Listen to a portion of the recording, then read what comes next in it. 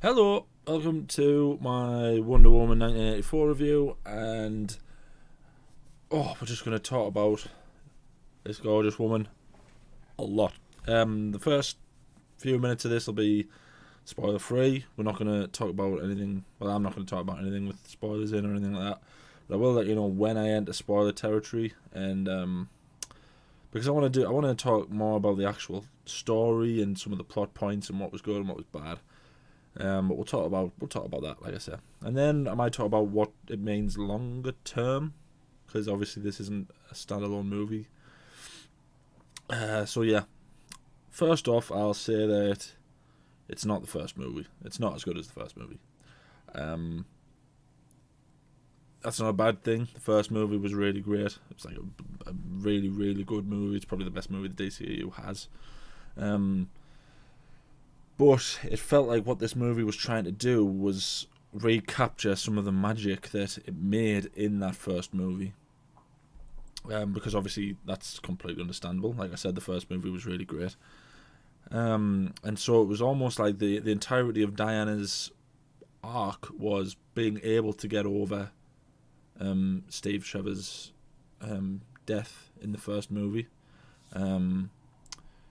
Which again is fine. It's a good story. Fair enough, really. All of the other characters were also good. I don't think there was a bad character in it, especially amongst the main sort of hub. I think you've got Wonder Woman, Steve Trevor, Kristen Wiig's character, whose name I've forgotten. I should probably have it up. Very amateurish. Pedro Pascal's Max Lord is really good. So there's no bad characters.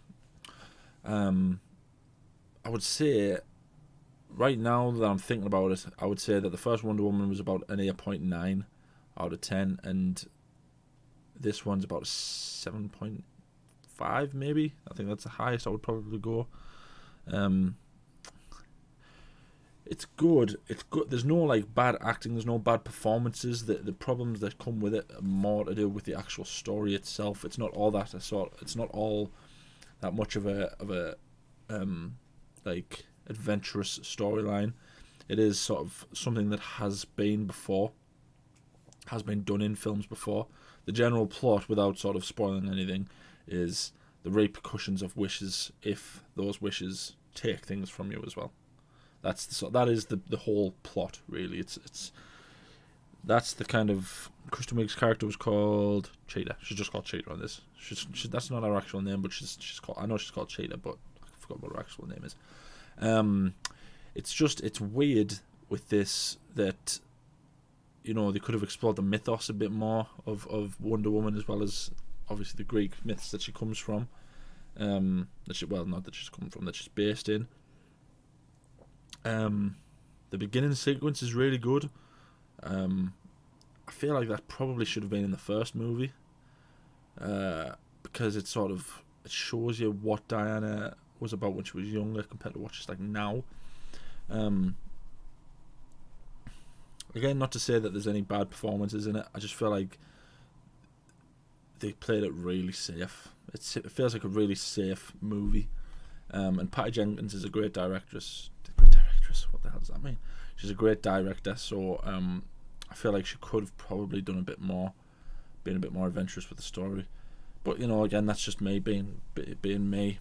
So yeah, I would say as a spoiler-free review, it's not the worst superhero movie. It's by far not the worst DCEU movie, and it's definitely worth a watch. There's one or two scenes in it that are really, really good scenes, and the cinematography and everything is very appealing, as you can see by the posters and the trailers. It's not like Wonder Woman 1 in that sense, where everything's sort of dank and depressing, and it's dark, and it's got that sort of DCEU filter on it where every scene is dark and sort of depressing. It's light and it's vibrant, and there's good cinematography, and there's a lot of sort of good shots, and it's definitely well worth the watch. The writing isn't all that impressive, like I said, but it is definitely worth a watch. So we're at about the 5-minute mark. So spoiler alert. So I'm going to move into spoiler territory now for this review. So like I said earlier on, the main plot line for Diana is her getting over Steve Trevor. Because it's set in 1984, so it's set roughly, 70 years after the... Hold on. Was Wonder Woman 1 was World War One. So it's set like maybe 70 years after the first one. And she hasn't allowed herself to get over it. She doesn't go out. She doesn't meet new people. She does a job, and then she is Wonder Woman for most of the time. She's constantly like putting other people before herself, which is what a good superhero does. And that it's okay, I guess, but for me, I was expecting something a bit more. Obviously, Pedro Pascal's character ultimately becomes like a Shrek's version of Rumpelstiltskin. I know that's not a very good reference, but that's what I took him as. He gets the ability to grant wishes, but every wish comes with a price. Like, that's the kind of thing that comes. And because he's the one doing it, it takes a toll on his body. So he's kind of like, he's suffering from it. Obviously, Diana wishes for Steve Trevor to come back, but it's not actually Steve Trevor. It's Steve Trevor. I think it's like possessing someone else's body. So although it's someone else's body, it changes so that we see Chris Pine. Cheetah, before she becomes a cheetah, she wishes to be like Diana, not knowing what that entails. She just wants the sort of the confidence and the attention from people. And what I'll say is, Kristen Wiig's character is probably the best character in this film. I think she is, because DC's been trying to do this thing now where it gives us villains like Killmonger from Black Panther, where you can kind of relate to them a little bit, like you know why Killmonger is the way he is, you can understand why he's like that. And it's the same with Kristen Wiig. Like, you know, here you are, this person who no one pays attention to, no one likes, no one thinks is attractive, despite the fact that Kristen Wiig is a very beautiful woman. You know, you can empathise why she looks at Diana and she thinks she's the most beautiful woman in the world, and she's got this air of confidence about her, and you can understand why she would want to wish to be like that, not knowing, of course, what actually comes with that. And you know, when I found out that Kristen Wiig was going to play Cheetah, I was a bit apprehensive.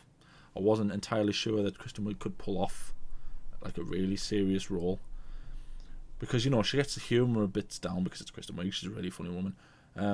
She gets the humorous bits down really well, but she also really makes you feel sorry for her, and it's a really good performance. Like I say, I think she probably has the best performance in the film.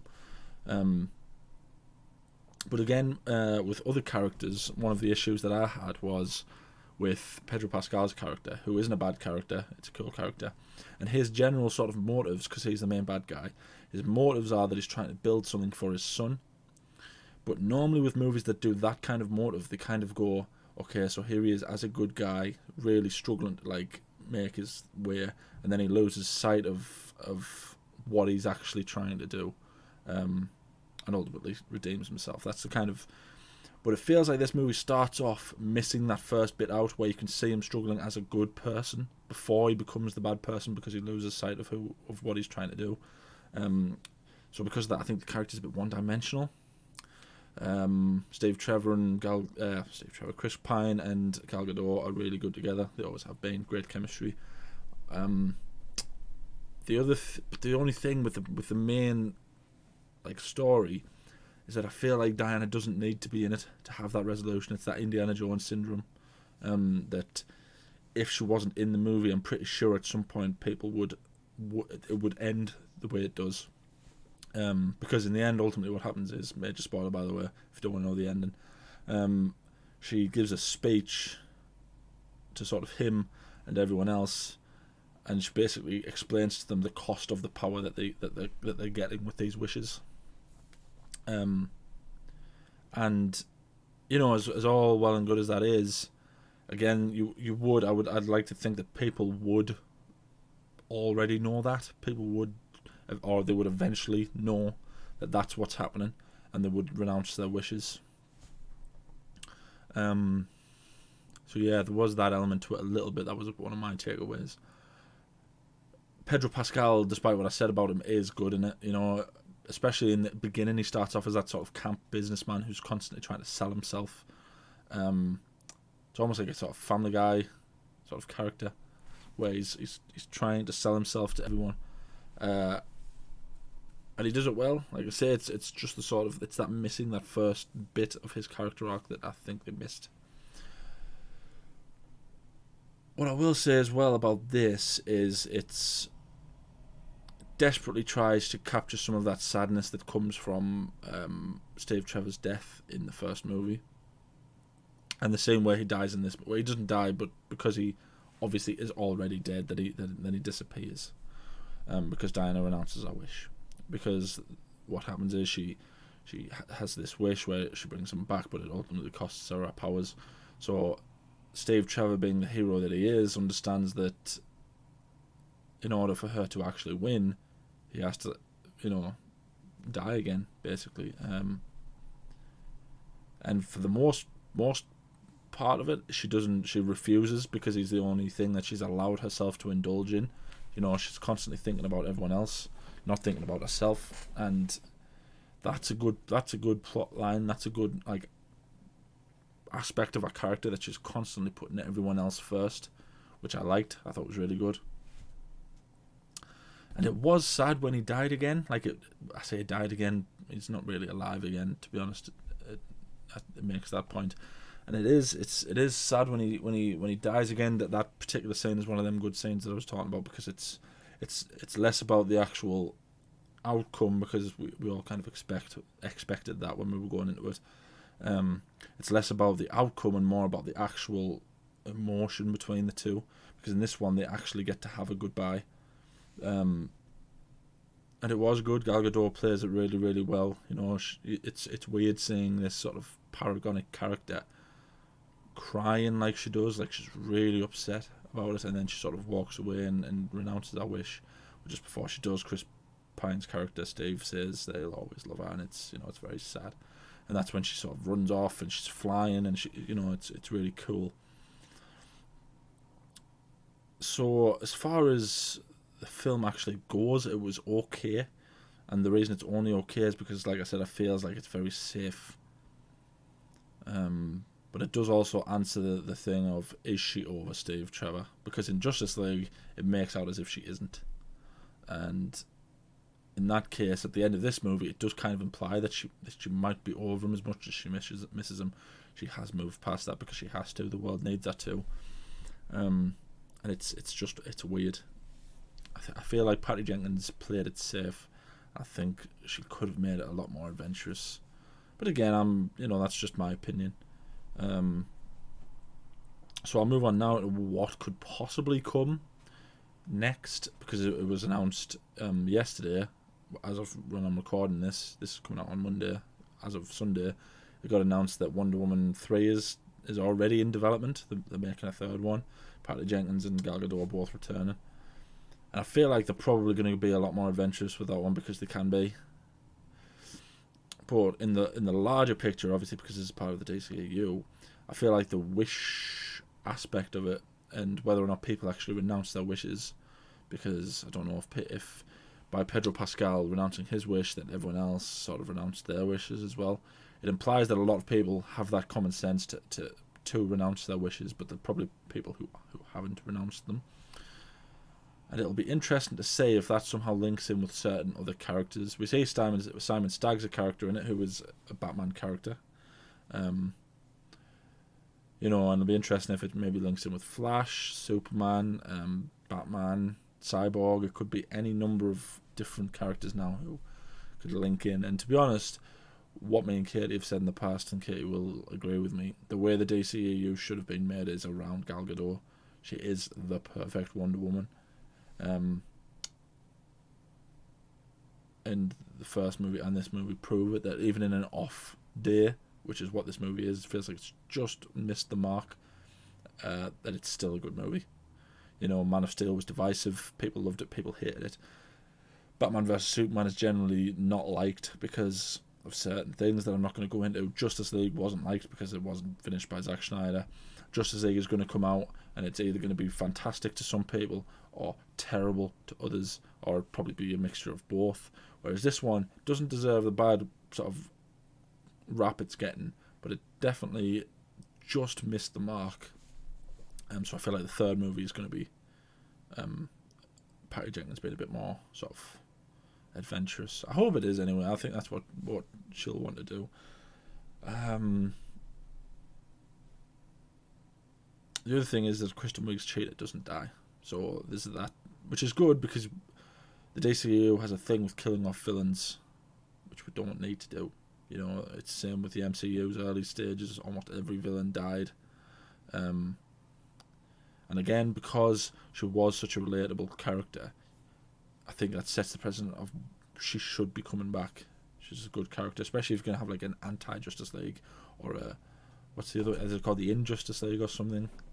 Or the Legion of Doom or something like that. If you're going to have like a group that tries to fight the Justice League, then she would be like a good enforcer style character to be in it. So yeah, that's my review. I guess out of 10, I would maybe give it a 7.5. 7.5 out of 10. Again, it's not terrible, and it's not so bad. It's not so, you know, not amazing that I would say if you've got nothing else to watch, then watch it. I would say watch it if you're gonna be a DCEU fan, or you're one of these people who likes the DCEU. But like I say, Gal Gadot is brilliant. I don't think she can do any wrong at this point. So yeah, I guess that's my review. I wonder if I've missed anything. I should really start writing stuff down for reviews, shouldn't I? Anyway, thank you for watching. Let me know down in the comments what you would give it out of 10. Let me know what you thought of it, what your general opinions of everything was. And yeah, thanks for watching. I need to know.